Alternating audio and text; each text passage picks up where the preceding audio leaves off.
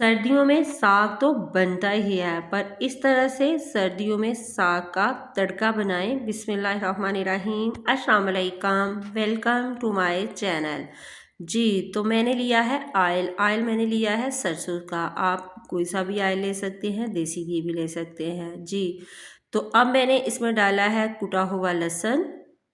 तकरीबन मैंने लिए थे 2 जवे, उसको छील लिया है और मैंने इसको मोटा मोटा सा कूट लिया है। कूटने के बाद इसको मैंने हल्का सा फ्राई करना है। हल्का सा फ्राई करने के बाद इसमें डाला है मैंने अदरक को भी मैंने मोटा मोटा सा कूट लिया है और ये भी मैंने डाल दिया है और इसको हल्का सा गोल्डन कर लिया है। फिर मैं डालूँगी इसमें हरी मिर्चें मैंने 4 से 5 अदद ली हैं और ये भी मैंने मोटी मोटी सी कूट ली हैं। कूटने के बाद ये भी मैंने डाल दी हैं और तीनों चीज़ों को मैं हल्का सा फ्राई करूँगी। इससे तड़का बहुत ही मज़े का बनेगा। और इसके बाद डालूँगी इसमें लाल मिर्चें साबुत जो हैं वो डाल दूँगी। घी मैंने बहुत कम डाला है, ऑयल जो है मैं इस पर देसी घी या मक्खन डालूँगी, इससे टेस्ट बहुत ही मज़े का आएगा। धरा मिर्च मैंने डाली है 1 खाने का चम्मच। जो साग है उसको मैंने बॉईल करके उसको मैंने जग में डाल के अच्छे से ब्लेंड कर लिया है। तो ये देखिए इस तरह से साग जो है अच्छे से ब्लेंड करके मैंने डाल दिया है।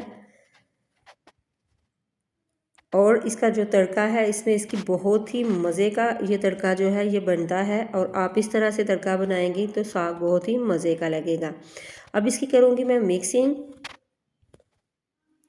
अच्छे से मिक्सिंग करूँगी और इसको मैं कुक करूँगी अच्छे से। और फिर इसमें डाल दूँगी थोड़ा सा मैंने डाला है गंदम का आटा, इससे इसकी अच्छे से बाइंडिंग हो जाएगी और ये बहुत ही मज़े का लगेगा।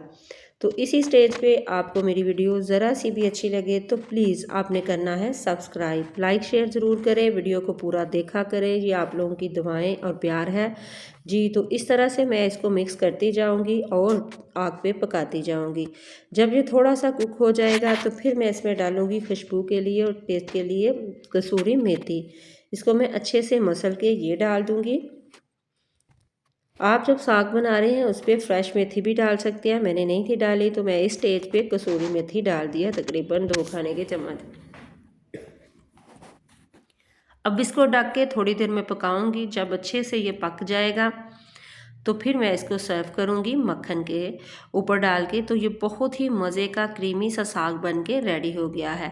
ना इसको गोड़ने की टेंशन, आपने बॉईल करना है और जो आम जग है जिसमें जूस बनाते हैं उसमें थोड़ी देर आप इसको लगाएं तो ये बहुत अच्छे से ब्लेंड हो जाएगा। अब मैं ऊपर से डाल रही हूँ हरा धनिया से भी इसका टेस्ट बहुत ही मज़े का आएगा। और इस तरह से मैं इसको मिक्स कर दूँगी। मिक्स करके इसको मैं कुक करूँगी, तेज़ आंच पे कर रही हूँ कि इसका जो अच्छे से मिक्स हो जाए और जो इसका पानी था थोड़ा सा वो भी ड्राई हो जाए। तो ये देखिए इतना करीमी सा साग बन के रेडी हुआ है। ऊपर से मैं डाल रही हूँ इसमें मक्खन, आप देसी घी डालें, मक्खन डालें, इससे टेस्ट बहुत ही मज़े का आएगा। आप इसको चावल की रोटी के साथ सर्व करें या मक्की की, या इसको गंदम की रोटी या पराठे के साथ, बहुत ही मज़े का लगेगा। दुआ में रखिएगा याद। अल्लाह हाफिज़।